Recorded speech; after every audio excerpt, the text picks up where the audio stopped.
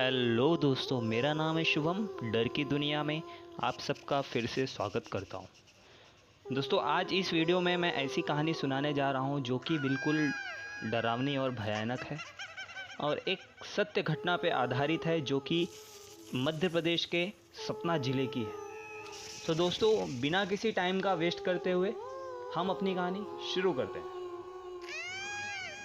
टीना टीना 45 वर्षीय कबीर नामक व्यक्ति अपने घर में आता हुआ अपनी 18 वर्षीय बेटी को पुकार रहा था। पिता की आवाज़ पर टीना दौड़ी दौड़ी उसके पास आई। कबीर के हाथों में एक आईना था। उसने आईना टीना को सौंपते हुए कहा, यह लो तुम्हारी ज़रूरत का सामान। कल तुम कह रही थी ना, तुमको एक बहुत सुंदर आईना चाहिए था। हाँ, मैं ले आया। मार्केट में यह सबसे महंगा मिला है। ओके, थैंक यू पापा। टीना ने प्रसन्न मुद्रा सहित आईना अपने हाथों में लेकर देखते हुए कहा, यह तो आईना बहुत सुंदर है। मैं इसे अपने रूम में लगाऊंगी। चाहे जहां लगाओ, अब तो यह तुम्हारा आईना है। इसी के साथ टीना उस सुंदर आईने को लेकर अपने रूम में चली आई। उसने आईना तत्काल अपने खूबसूरत रूम की सुंदर दीवार पर टांग दिया। आईना लगभग 15 इंच लंबा और 15 इंच चौड़ा भी था। गोल्डन फ्रेम का यह सुंदर आईना कारीगर ने बड़ी नज़ाकत के साथ बनाया होगा। टीना आईना दीवार पर टांगने के बाद अपने बेड पर आ गई और एक बुक पढ़ने लगी। अचानक उसे महसूस हुआ कि उसका कमरा तरह तरह के रंगों से रोशन हो रहा है। उसने चारों तरफ नज़र घुमाई, यह जानने के लिए आखिर उसके घर में ये हो कहाँ से रहा है, ये रोशनी आ कहाँ से रही है।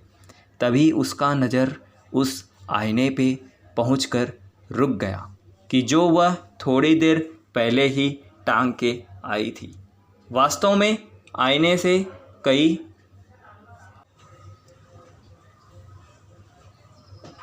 रंगों की रोशनी निकलकर उसके कमरे में फैल रही थी।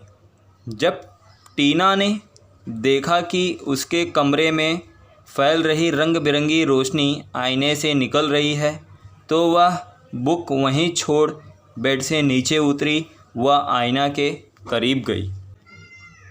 टीना ने ध्यानपूर्वक उस आईने में झिलमिलाते रंगों को देखा तो हैरान हो गई। कुछ क्षणों तक वह लगातार उस आईने को देखती रही।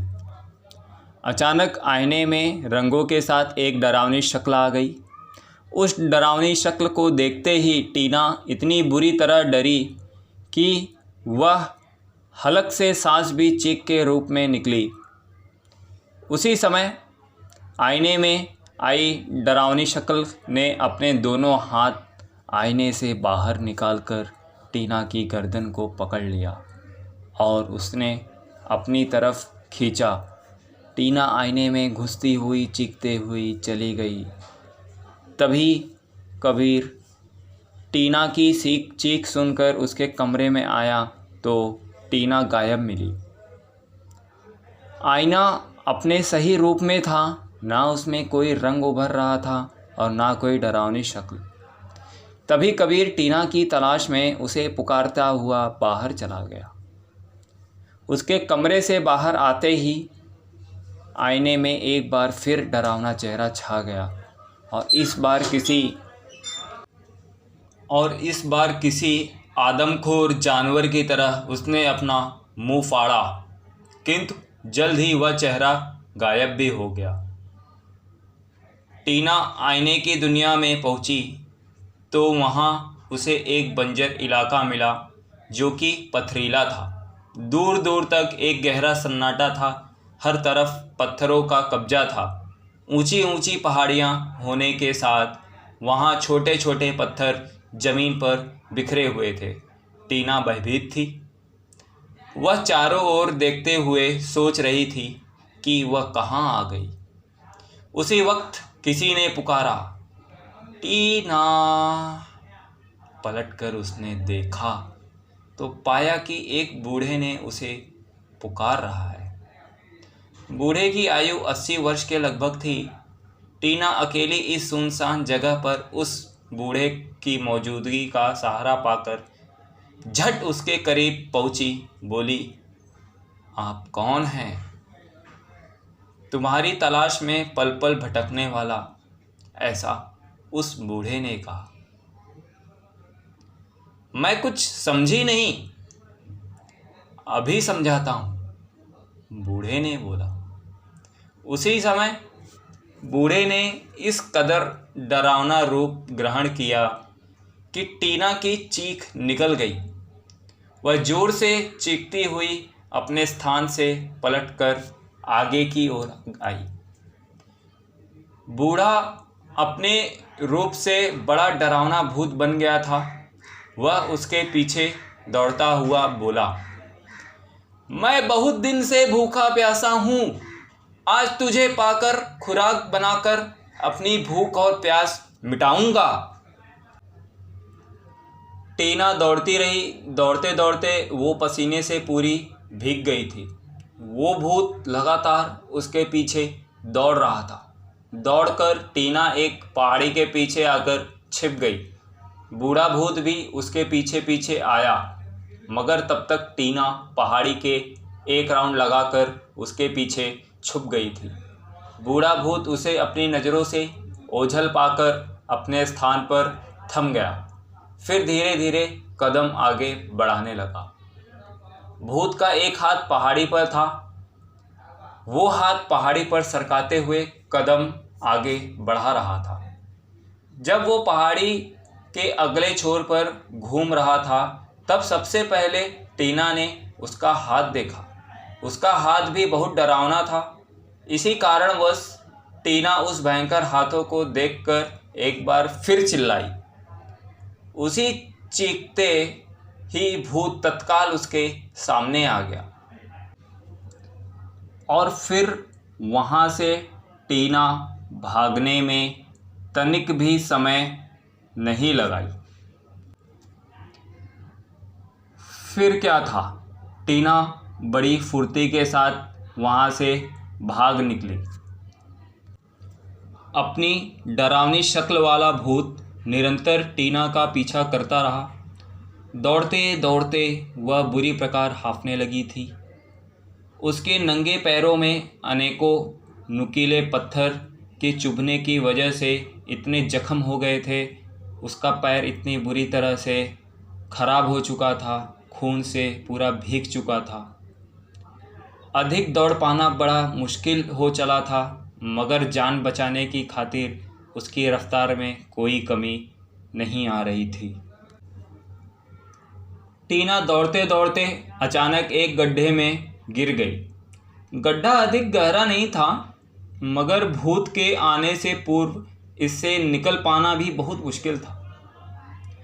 टीना ने शीघ्रता के साथ उस गड्ढे से निकलने का उपक्रम किया ही था कि भूत उसके सिर पर आकर मंडराने लगा।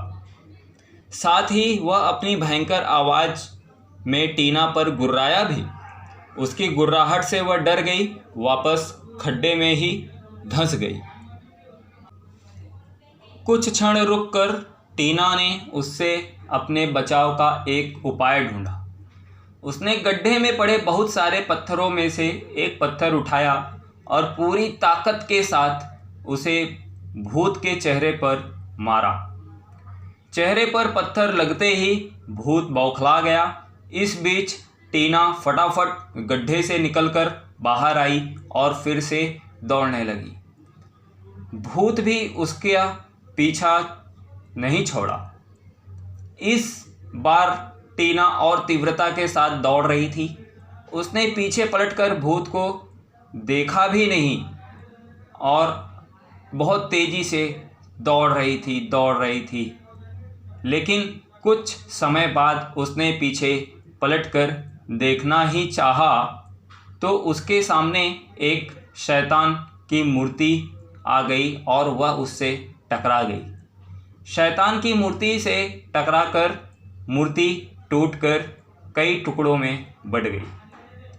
उस मूर्ति के टूटते ही भूत जोर से चिल्लाया, इस तरह मानो उसे भयंकर तकलीफ का सामना करना पड़ रहा था।